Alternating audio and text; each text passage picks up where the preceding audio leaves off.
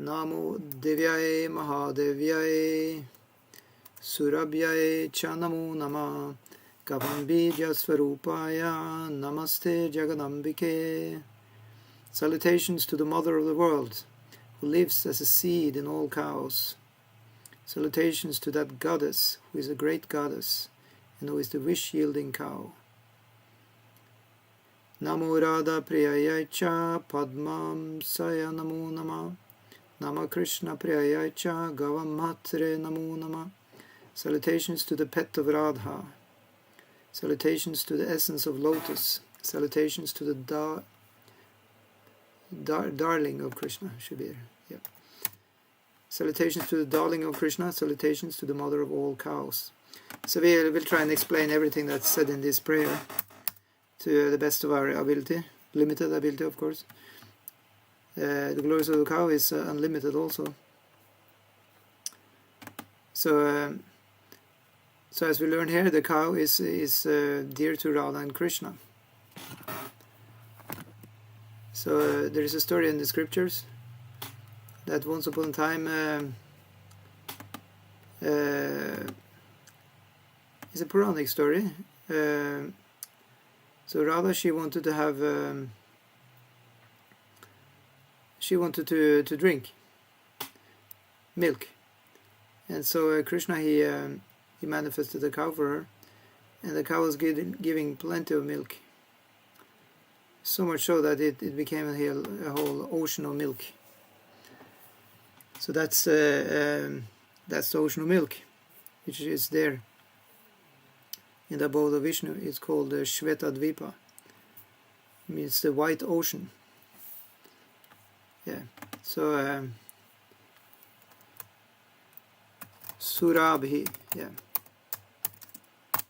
the original cow. So how she manifests? By Radha Krishna's wish, yeah, or desire. She's also called the wish-fulfilling cow. It's a Kama Dhenu.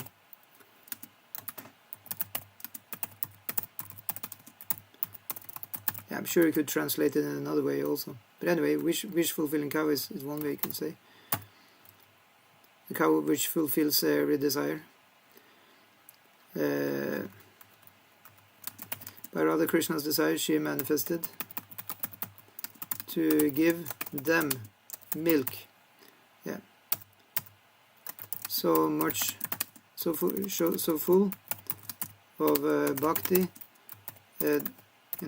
Surabhi was that the milk overflowed and created the ocean of milk, and that is Shveta Dvipa,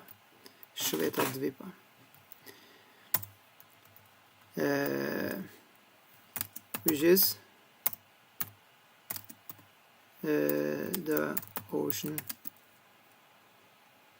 It's ocean on which Lord Vishnu rests on the Vishnu Loka within this material world. Yeah, so if you thought Vishnu Loka was only in the spiritual world, well, of course it is.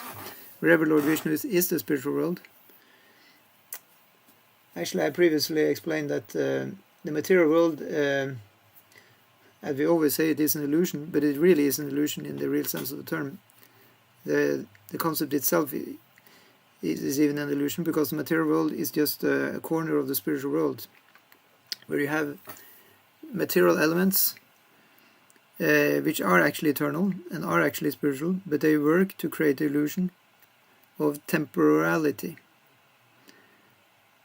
because these material elements are mixing in innumerable combinations and thus they are making temporary objects when they're mixing together. But otherwise, when they're laying, apart, in the unmanifested stage, they are eternal. You see, that's how the temporary, creation is made. It's a very, very good analogy, actually, the computer analogy. You see, you simply have, on and off circuits, and you just have millions and billions of them, and you create colors and all things, and then you have the screen, and then you create illusion after illusion by these combinations. But at the end of the day, you only have plus and minus, battery power. So in the same way, the material world is simply, going on, just combining innumerable combinations. But building blocks of the combination are actually eternal. Earth, water, fire, air, ether, they are actually eternal as elements in themselves. But the combination of them together is taking place in 1/4 of the creation. Actually, that is called the creation as such, because the other, part of the existence is eternal. But that 1/4 part, the creation is taking place at intervals, coming and going, because these creations are always changing, and that's been done by Lord Maya Shakti. So anyway, inside this material creation, then also the Lord is coming together with his consort to have Leela there. So in that way, they manifested the Surabhi cow.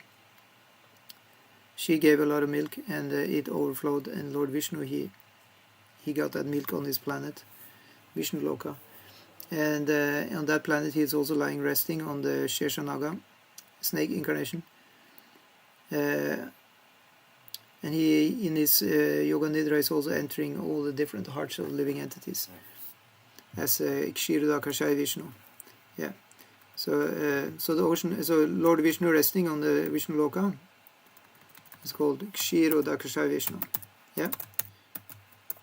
Kshirodakashaya Vishnu. Yeah. So Kshira, I can translate under here. So Kshira is then milk. Udaka means ocean. Milk, ocean, resting. Yeah. Kshira, Udaka, Shai, Vishnu. Milk, ocean, resting, Vishnu. Yeah.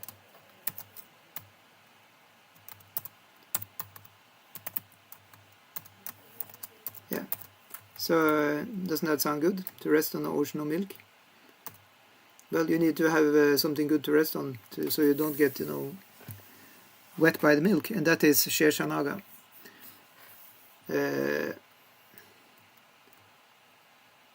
So the ocean on which Lord Vishnu rests on Sheshanaga. I have to write that. He's not lying directly on the on Sheshanaga. Yeah, or what is the English term? On his Shesha snake bedstead. Yeah.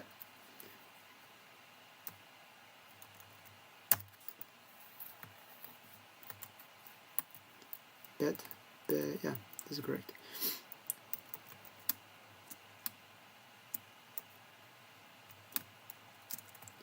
Yeah, so in that way we have now why I'm breaking up the Sanskrit, because we can use it later on. Just look at this. So we have another name Kamadev that we can take up here, because I'm going to present a little more extra here. Now here you see there is something called Kshira. Actually it's written like Kshira. Yeah, since we don't have diacritics mark. Kshira. Yeah. Kshira Sagara is a ocean of milk. Then you have Kshira Sagara Mantana. Yeah. That's the churning of the ocean of milk.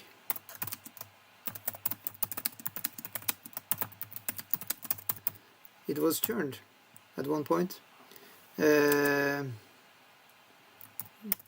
with devatas and daityas. So devatas and daityas, who are they? That means demigods, and of course then demons. Yeah, they were cooperating. Sometimes opposites, they are cooperating for reaching a common goal. So of course it was not to drink milk directly, but they used that milk ocean to get all other things, because as you remember, this milk is coming from the wish-fulfilling cow, and we are up in the heavenly realm. We're not on earth plan, so more things are possible there. So we're churning that using the leader of the snakes as a rope to churn a mountain, actually. Mountain put upside down. They were churning the ocean of milk. And even to keep it steady, that mountain, while it was churning, using the snake as a rope, then they needed Krishna to take another incarnation to stabilize the mountain for churning, and that was Kurma avatar as the tortoise. And he liked, actually, was giving him a scratching sensation. Yeah.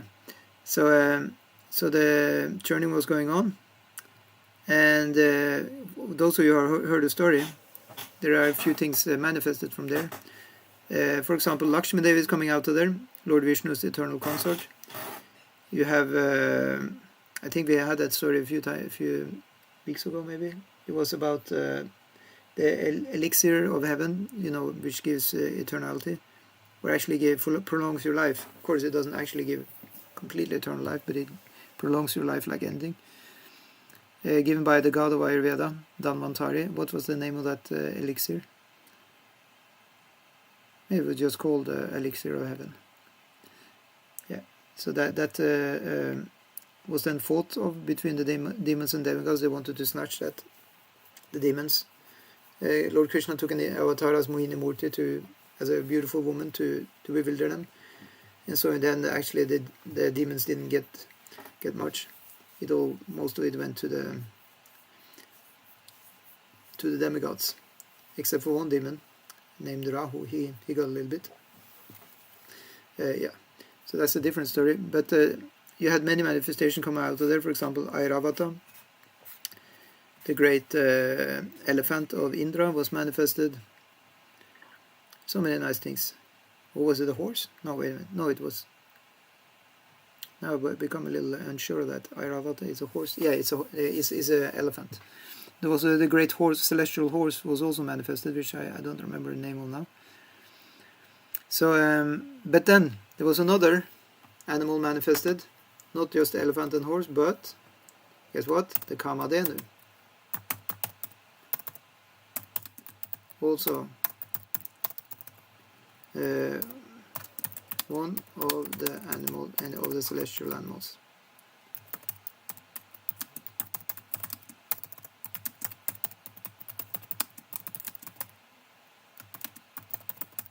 Yeah. Now, why I bring this point up? Because you see now, before Kamadhenu, she was only, it was known as Surabhi, was only the pet of Radha and Krishna, right? Actually, it is always there in the spiritual world. So Surabhi is Surabhi or Kamadhenu. No. You can use both. It's pretty much the same, as far as I understand. Originally, the pet of Radha, Krishna, the eternal cow herd couple. Yeah. We usually talk about Krishna as a cowherd, but don't forget Radha is also a cowherd, right? She's a gopi. Yeah. So gopi means female cowherd. So she's a gopi, and Krishna is the gopa. Yeah. It's a male cowherd, yeah, and gopi female cowherd. But then he's usually called Gopal. So that is actually means the same for both of them. protector of the cow. Yeah.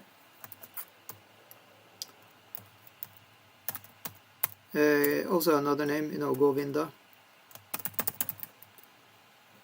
Some kind of similar meaning. Yeah. You give pleasure to a cow, you can also say.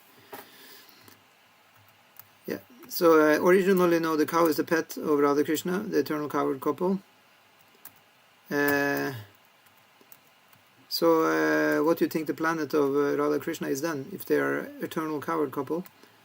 Their planet is called Goloka. Yeah? Goloka. Loka means planet. So then it means planet of the cows. Yeah. So is the cow very important for Bhakti Yoga, for Krishna Bhakti? He definitely is. So now back to the manifestation of Kamadhenu from the churning of the milk ocean. So what happens here, you see? This is significant. So please listen if you can, because from now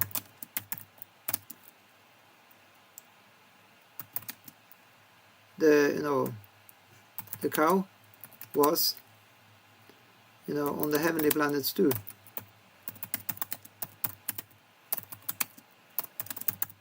Yeah, right?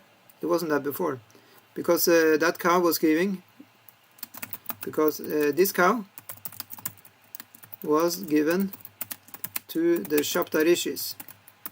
You heard about them? These are 7 great sages.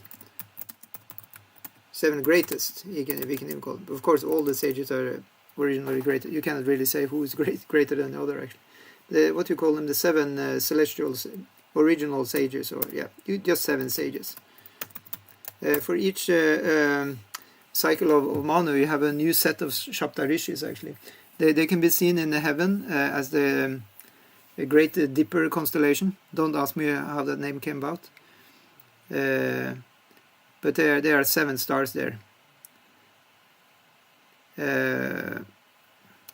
So one of these sages, one of the most famous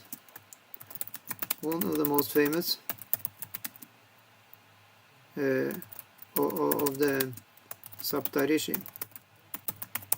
is Vashishta. Yeah? He got that cow. That Kamadhenu.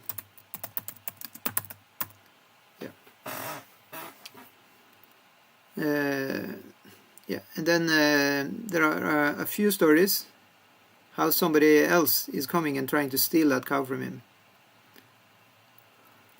And they become cursed also because of trying to steal it. And the cow is even, it's producing even, like in the one instance when this Kartavirya, great Kshatriya, it was back in the Yuga system. Maybe it was in the Dvapara Yuga, or even probably was before.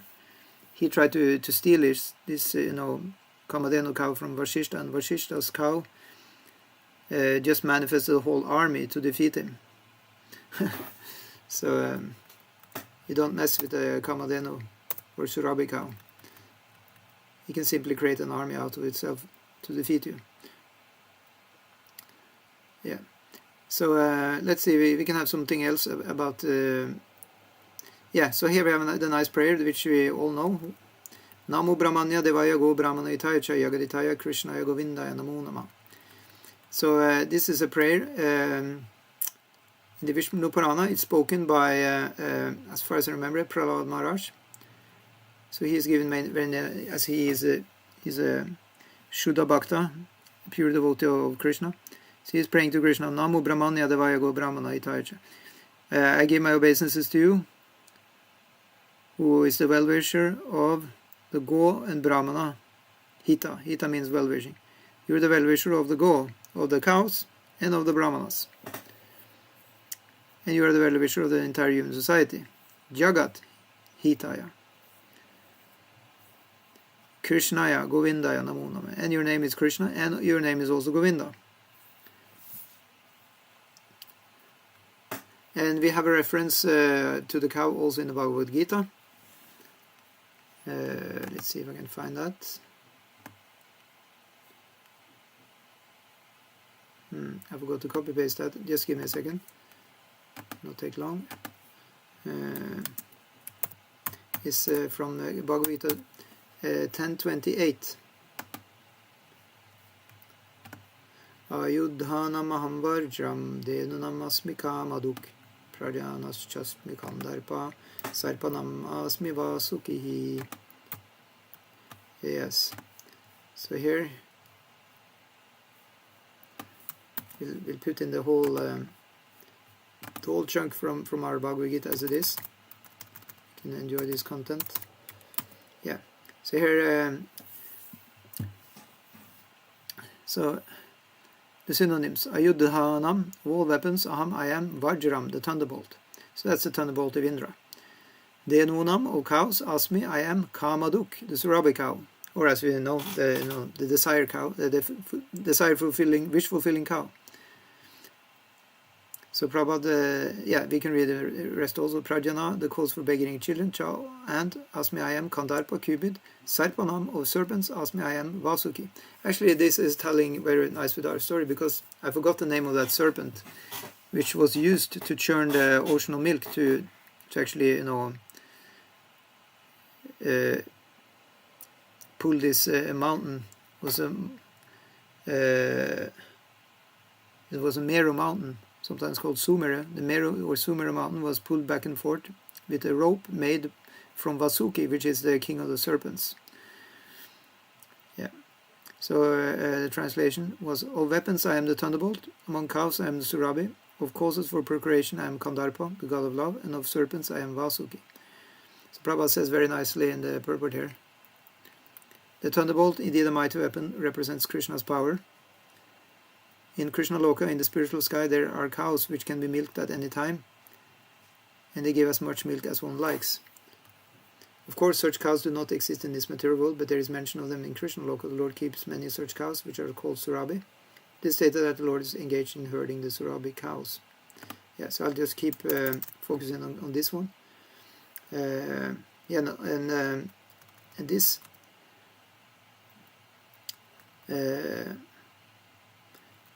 A few points here. They can be milked at any time. Yeah, that's one point. Because anybody who heard a little bit how it works with cows, you cannot just milk them whenever you want. It has to be regular. In the morning, maybe sometimes 2 times a day. I think that's quite normal. At least once in the morning. And the amount of milk they give is also, differing a lot according to the species of cow. I heard that some cows, they can give, between 5 liters and up to 20 liters maybe a day, like really good species of cow. I heard in these they're kind of bred in the West to become very strongly, milk givers. And then you have some other species which only may give, 3-4 liters a day. Yeah, so. And then Prabhupada goes on to say, Kandarpa is the sex desire for presenting good sons, therefore Kandarpa is the representative of Krishna. Sometimes sex is engaged in only for sense gratification. Such sex does not represent Krishna, but sex for the generation of good children is called Kandarpa and represents Krishna. And now we will take a look at a few things more about the cow.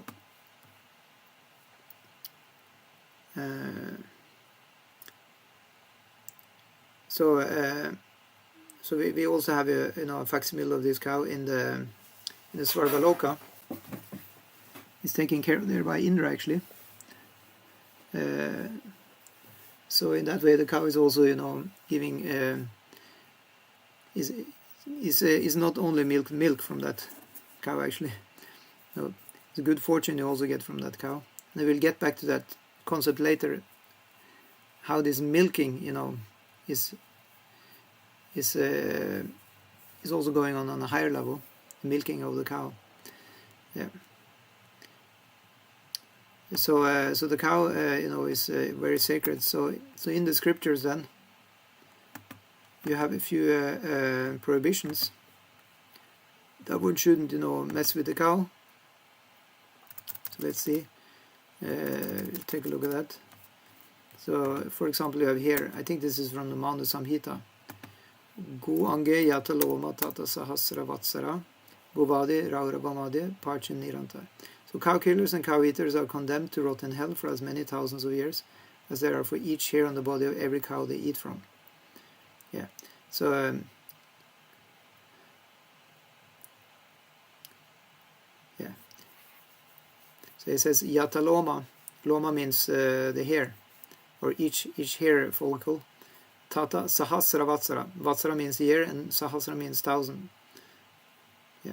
So it's a long process of punishment for cow killers, according to the Manu Samhita. So what's the place? Raurava Madhya. So situated in Raurava. That's one of the hells. Yeah. Parcha means to eat or cook. Yeah. Yeah. So Vadi means to kill. Yeah. So in that way, it's a very condemnation in the scriptures for. It's said that elsewhere also even hitting the cow, trying to hurt the cow is of course the cow herds, they are hitting the cow a little bit to move it around, but to disrespect the cow, mistreat the cow is punishable by the gods. Yeah. That's written in the scriptures. So the cow has been mentioned in the Vedas many times.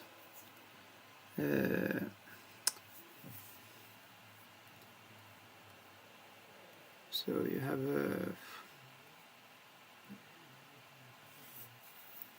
it's mentioned over 1,000 times in the 4 Vedas. So the cow is very popular in the Vedic scriptures. So you have also one of the suktas or hymns in the Rig Veda. It sings the glory of the cow. So I'll just give the translation of that here from this section. See, I just copy paste that. Yeah, Rig Veda sings the glory of the cow. Yeah. So everyone should ensure that cows are free from miseries and kept healthy. God blesses those who take care of cows. Even the enemies should not use any weapon on cows. No one should slaughter a cow. Cows bring prosperity and strength. If cows keep healthy and happy, men and women shall also keep disease-free and prosperous. May the cow eat green grass and pure water. May they not be killed and bring prosperity to us. Yes. Any comments or questions so far?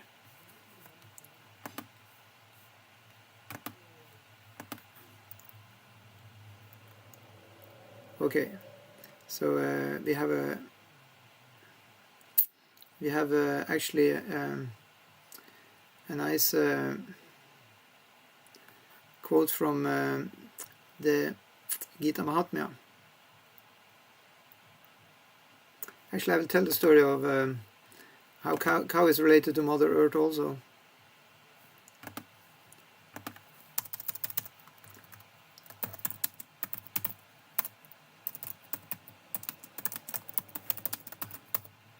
Yeah.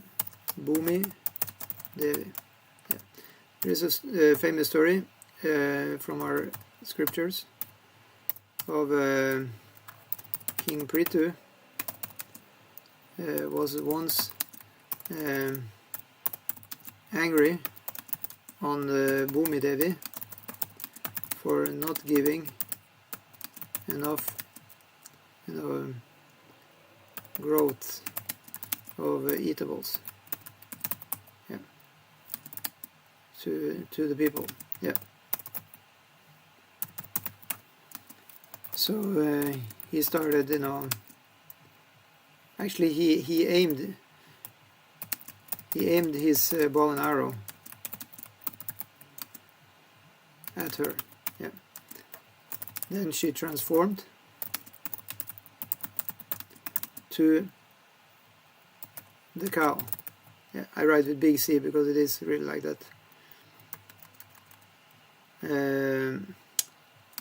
And fled from him. King Prithu chasing her. Yeah. And finally making a deal with her. And what's the deal? That every group of people shall be allowed to milk her, yeah, for their respectable prosperities. I don't know if prosperities is a word, but maybe just prosperity. Yeah. So let's give some examples of who is milking. So yeah.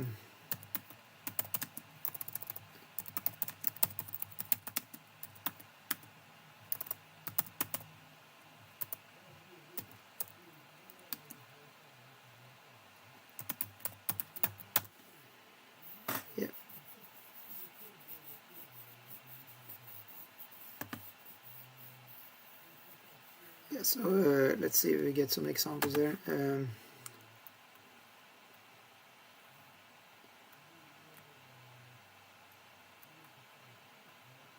Yeah. So here I got a good list.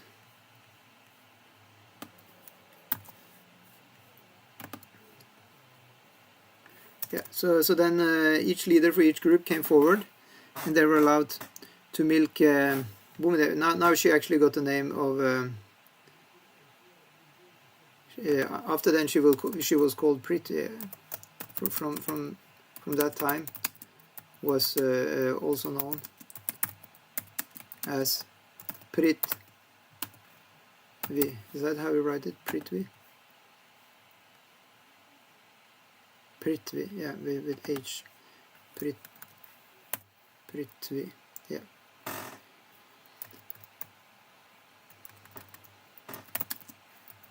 Yeah. So let's see on the list. So now comes the point I wanted to make, that they did not milk her only for milk. You can say, as milk, what we're drinking. So the sages, they made Brihaspati into the calf. So because that was one of the things, that you need to have a calf in order to get milk from the cow. So one has to use the brain a little bit and try and understand the deeper meaning of this. So in other words, you need to have a very good person, or the best amongst you in any group, and that will make the earth, or the wish-fulfilling cow, eligible to give you as a group what you want. Yeah. So they put Brihaspati there, and then he got milked the Vedas in the vessel of the senses. He even had a vessel to get the milk in there. And the gods, they made Indra the calf and milked nectar, vitality and strength. Daityas and Danavas, they made Prahlad the calf and milked intoxicants and fermented drinks, alcohol in other words. So Daityas and Danavas, demons. Yeah. The Gandharvas and Apsaras, they're heavenly musicians and dancers, singers. They made Vishvavasu. So again, Vishvavasu is he's the leader, he's the best one of the Gandharvas. Yeah. They made him into the calf and milked music and beauty. So that's what they have. Gandharvas are the celestial musicians, and Apsaras are the most beautiful angels there. Ancestors, Pritis, they made Aryama the calf and milked offerings into an earthen vessel with devotion. So Aryama, again, he is of course the leader of the Pitris. Siddhas and Vidyadharas, so now we are into the the mystics. They made Kapil Deva the calf and milked mystical powers and knowledge into the vessel of the sky. Mayavis and Kimpurushas. These are from the earthly heavenly planets. They made Maya Danava, the calf, and milked magical abilities. So it's explained in our books, our Puranas. This earthly planet is in the middle, and then you have 8 earthly heavenly planets surrounding this earth planet. And there you have, different, you can say, humanoid species, not exactly as humans. Kimpurushas means, is that a Purusha? Is that a human? So they may be human-like. Sometimes they're explained as like the monkeys which were in the Ramayana. They're supposed to be Kimpurushas, or sometimes they're called Kinnaras also. Still, I'm not sure which is which. And Mayadanava is the famous engineer of the demons. So he can make mystical creations, like vimanas, flying objects and so on. So in that way he was the best for them. So I think probably the helpers of Rama, the monkeys, human-like monkeys, they must come from the Kinnaras, I think. These Kimpurushas must be another species. Anyway, so then the Yakshas, Rakshasas and ghosts, they made Rudra, the calf, and milk blood. And the venomous creatures, I mean snakes, like that, they made Takshaka, the calf, and milk poison. That's what snakes have, isn't it? The animals and birds, they made Rudra's bull and Garuda, the calves, and milked grass, meat, and fruits. And the trees and mountains, they made the banyan tree and the Himalayas, the calves, and milked sap and minerals. So just for explanation here, because this has been misunderstood a number of times. Explanation. Yeah. When trees, mountains, etc. and inert objects, yeah,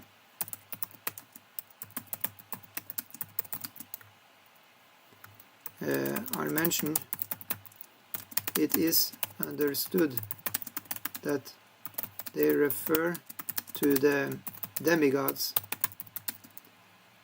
in charge, to the specific demigod in charge of that species, or that you can say even mountains is species.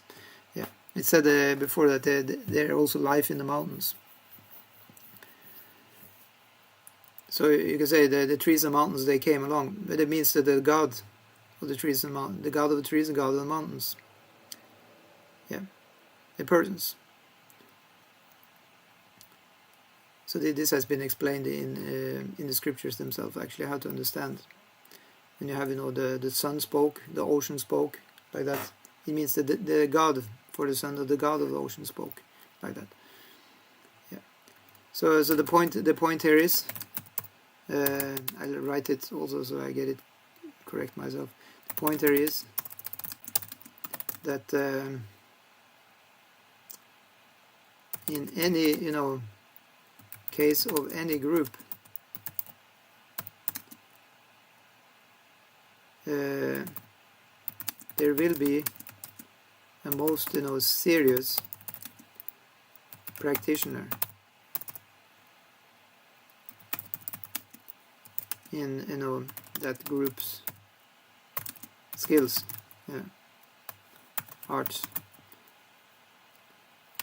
which will do such a nice job as to get blessings from Mother Earth. Yeah. So that's why all classes of people, species, are getting their desires from from Mother Earth.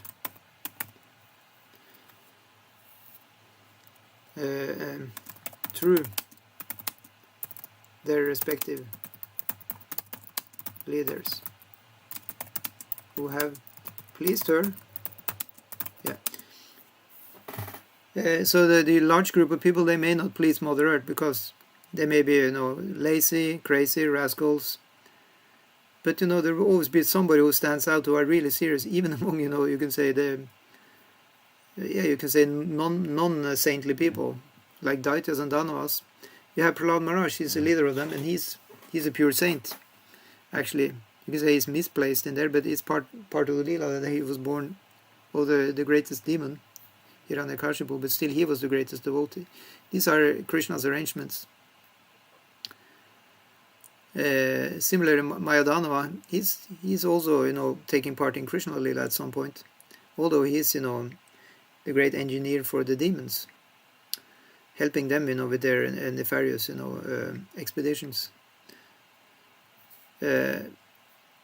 Some or other, the material world is created like that everybody can get their desires. It just has to be working nicely, working hard, be good, seriously in the skill. And of course, why shouldn't it work if you like to be a devotee? To work hard like that, then there will be somebody who is leading the devotees. They will be called acharyas.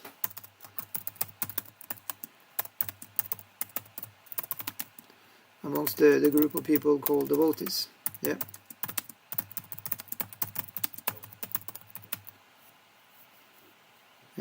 Bhaktas.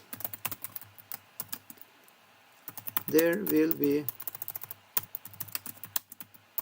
great, performers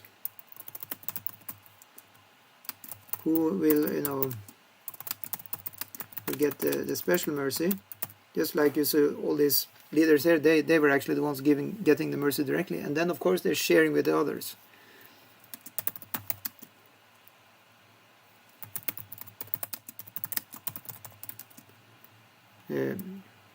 You can say Krishna, Bhakti Devi, even sometimes said. Bhakti Devi, guess, yeah, it's an expansion of Srimad Radharani. Yeah. So it will be filled up with bhakti, which they then will share with the others who are not up to the mark. It's a little harsh, no? Anyway, we'll not write that. They will share it with others. They can be also advanced, the others.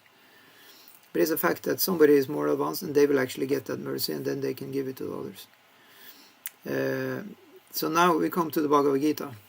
We're not done yet. Just hanging there. We said 1 hour and we have 8 minutes left. So now look at this. Hopefully I'll be able to pull this verse out.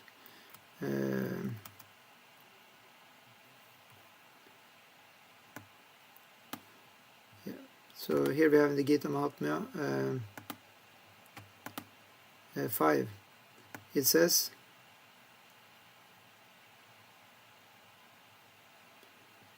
now I'm copy pasting this from the introduction to the Bhagavad Gita by Srila Prabhupada, where he quotes the Gita Mahatmya.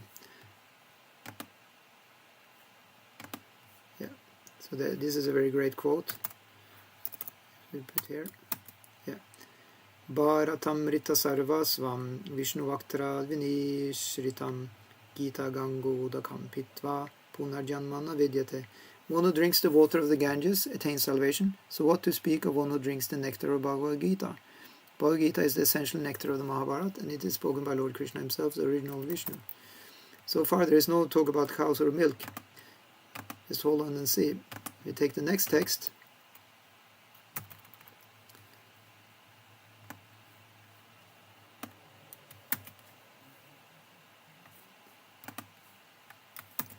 Sarvopanishado Gavo Dogda Gopalanandana Partuvatsa Sudhir Bhokta Dugdham Gitamritam Mahat. This Gita Upanishad, Bhagavad Gita, the essence of all the Upanishads, is just like a cow. And Lord Krishna, who is famous as a coward boy, is milking this cow. Arjuna is just like a calf, and learned scholars and pure devotees are to drink the nectarian milk of Bhagavad Gita.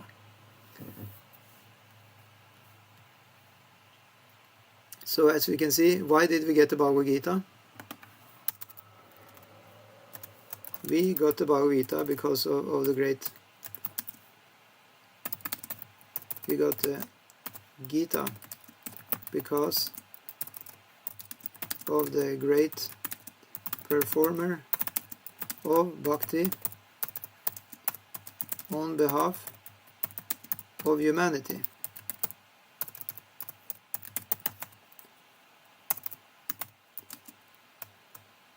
Sri Arjuna. Yeah. Arjuna, a great fighter.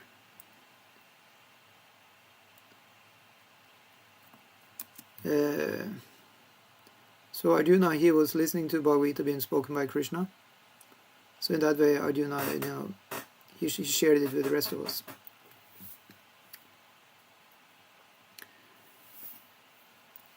So in a similar way, we are all asked to become milkers of the cow of Bhagavad Gita and other Bhakti Shastras, such as Bhagavatam,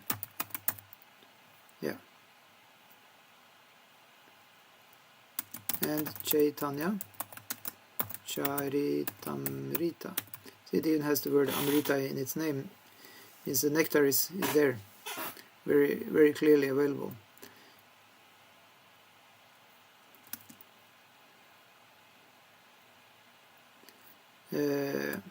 By serious following in the footsteps, or just let's just say by seriously following those who already got the nectar from this, by performing bhakti so nicely that they became like a calf in front of the cow of these nectarian books. Yeah.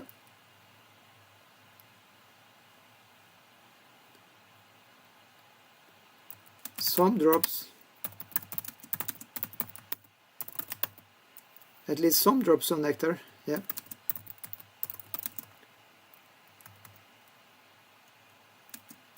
Actually, not just drops, actually. Yeah. We will surely get some of the nectar too, since these great souls, are sharing the nectar to the rest of humanity. So that is, that means preaching. Yeah. Preaching, sharing, reaching. Yeah.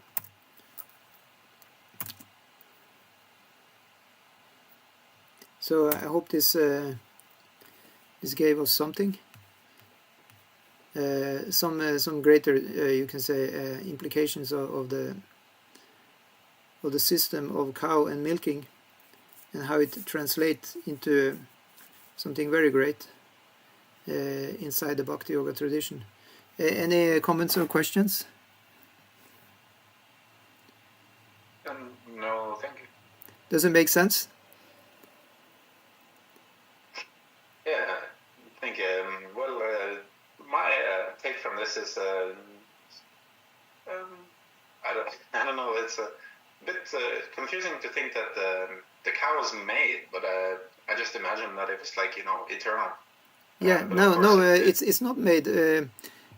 You think about when it was manifested from the churning of the milk ocean. Yes, because you were telling this story about Radha wanted the milk, and then he made the cow, Yeah. Surabi. Yeah, but this story was, of course, inside the Bauma Lila. It was inside the material universe. So in all these Leelas, things are manifested, and they even things are also unmanifested. That's the nature of whatever goes on in the material world. So of course they eternally existing in the Goloka or Gokul. So all of these are called pastimes. That means they appearing and have a show and then they disappear. That's the nature of these pastimes, manifest pastimes. So of course it always exists. Yeah, because he's a cowherd. Yeah, he's already have the job description already before the cow is manifested. Yeah, he's known as the eternal cowherd. So in that way we can understand it's just a lila. The birth of Krishna is of course also a show, because he's never born, he'll never die.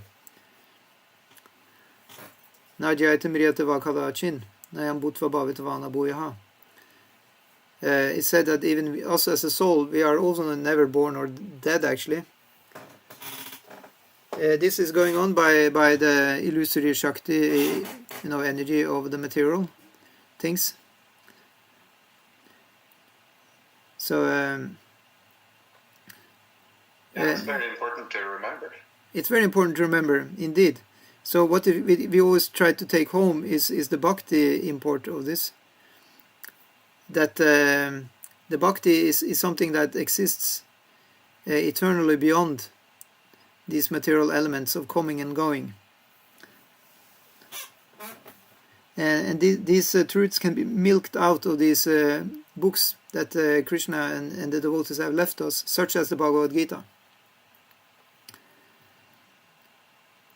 So, such as was said in this Gita Mahatmya verse 6, Arjuna is just like a calf,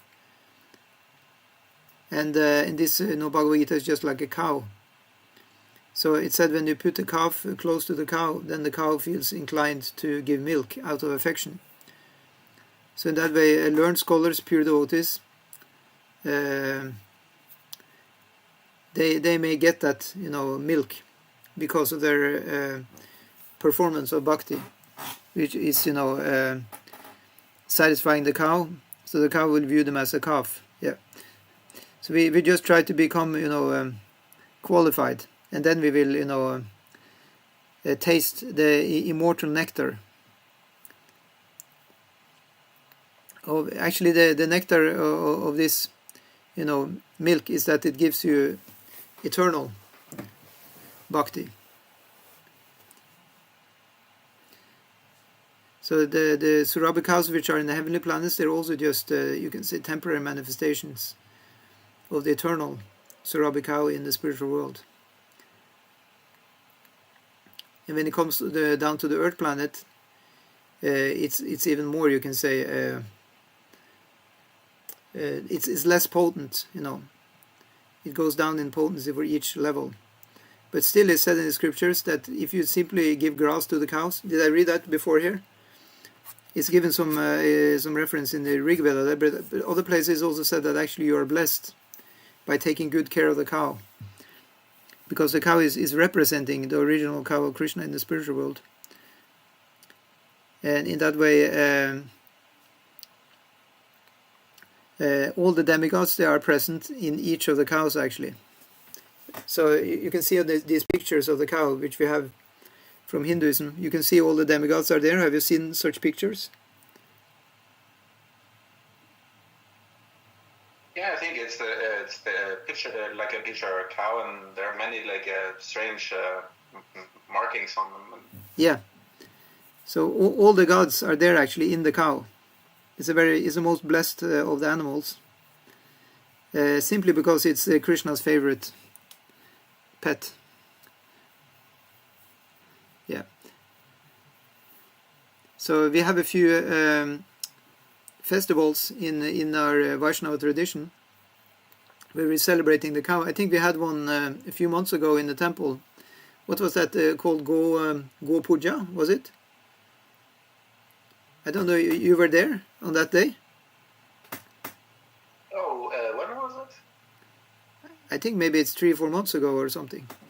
Then the devotees were dressing up. Huh? I may not have been there. The devotees were dressing up in covered, clothes. Oh. And had turban on their heads like that. I've been in India a few times and observed this festival there. And then, everybody's going to the Goshala, where all the cows are.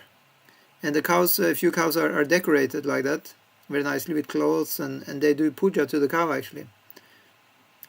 It's part of our Vaishnava tradition. And since Krishna is fond of the cows, one actually needs to have milk products offered to Krishna in the temples. Otherwise, the temple worship is not complete, actually. So that's also one reason we're using ghee for doing, the sacrifices, like and also like to have the ghee lamp, we're offering in the puja. You have to use ghee because that's the pure butter.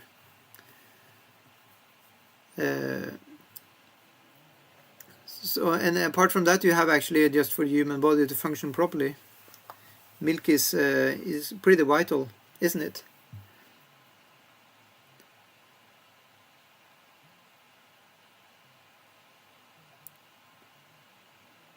Yeah, a baby can only have milk. Isn't it? Yeah, that's true. You can only have milk, right? So, so there is something very, very special about this whole concept.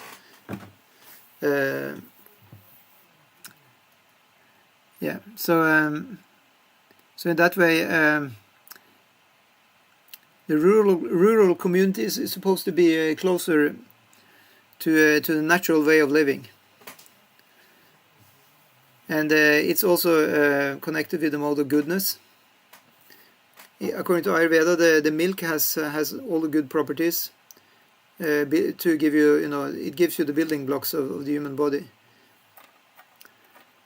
Yeah. It can be, other cow products can be used as medicine. Actually, I wanted to see how many cow products we have, actually, just to end off with that. Products coming from the cow. Maybe you can help me with that. There are a few. Of course, we start with milk. And then butter. Huh? The butter. Butter, yeah. And then the ghee is, you can say, well, actually, it's the same thing, no? No, it's different. It's processed It's butter. processed butter. So it's even more purified or Yeah. like separated. Yeah. What was the other term used? Term? Yeah, you said ghee was purified, or you said something else. It's called. Yeah, separated even further. Can I say? Huh? When you separate first, you separate the cream and the milk, and I think you churn the milk or whatever. But anyway, you make the butter, and then you can you separate the butter. Yeah, you separate the you can say the hard elements in it. I made ghee several times myself. It's kind of filtered, distilled. Can you use that word, distilled? It's not distilled. No, that's another thing. Yeah. It is filtered. Filtered. Yeah. Butter. Yeah. Filtered, purified butter. Okay. Okay. So, and then of course we have yogurt. Yeah, and cheese. Cheese, of course. There are different. We don't will mention all the different paneer and all this. Just cheese. Yeah. Yeah. And then we have, and then apart from that, from the cow, we have, of course, cow dung. What do you use cow dung for? We found out you can use it as soap, right? Yeah, it's a purifier. It's purifier. In rituals, temples.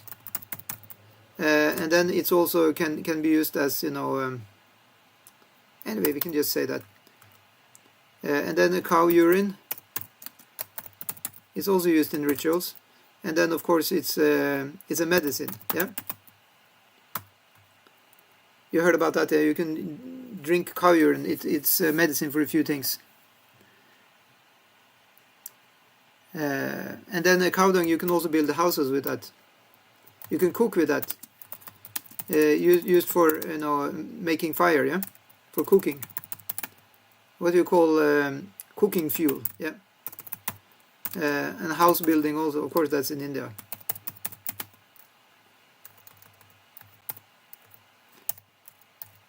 Yeah. That's it. Oh yeah, and then the leather of the cow can be used to make mridangas.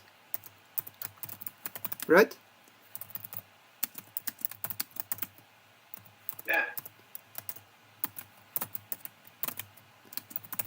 To make the mridanga drum. Yeah. Yeah, but I'll just put this before we are getting in trouble here. It's a leather from ahimsa cows. That's important. Yeah, because they're not slaughtered. They're just dying a natural death. Yeah. What more do we have? I'm sure there are a few more also.